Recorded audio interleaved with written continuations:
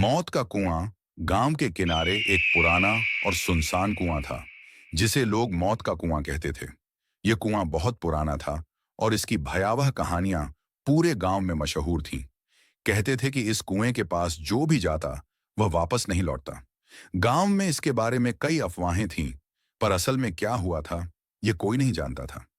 एक रात गांव के चार दोस्त राजेश, अजीत, सुरेश और मोहन शराब के नशे में धुत होकर उस कुएं के पास चले गए।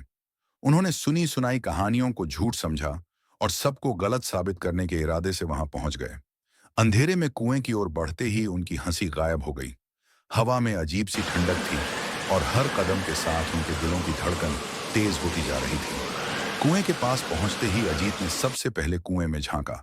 अचानक उसने कुएं से निकलती चीख सुनी और वह पीछे हट गया। यह क्या था? उसने घबरा कर पूछा। बाकी तीनों दोस्त भी डर गए, पर राजेश ने हिम्मत दिखाई और एक पत्थर कुएं में फेंका।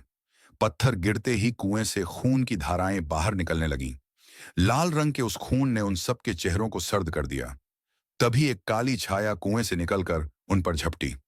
वह कोई इंसान नहीं, बल्कि एक आत्मा थी, जिसने सदियों से उस कुएं में बंद होकर इंतजार किया था। आत्मा की आंखों में जलन और बदले की आग थी। उसने चीखते हुए कहा, तुम सबको इस कुएं में दफन होना होगा, जैसे मैं दफनाई गई थी। आत्मा ने सबसे पहले मोहन पर हमला किया। उसके शरीर से खून की धारा निकलने लगी और वह जमीन पर गिर गया।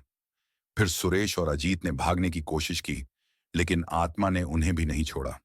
कुछ ही क्षणों में दोनों के शरीर खून से लथपथ होकर कुएं के पास पड़े थे। राजेश, जो सबसे बहादुर समझा जा रहा था, आत्मा के सामने बेबस खड़ा था। उसकी चीखें सुनकर रात और गहरी हो गईं। अगली सुबह गांव वालों ने कुएं के पास खून से सने चारों दोस्तों के शव पाए।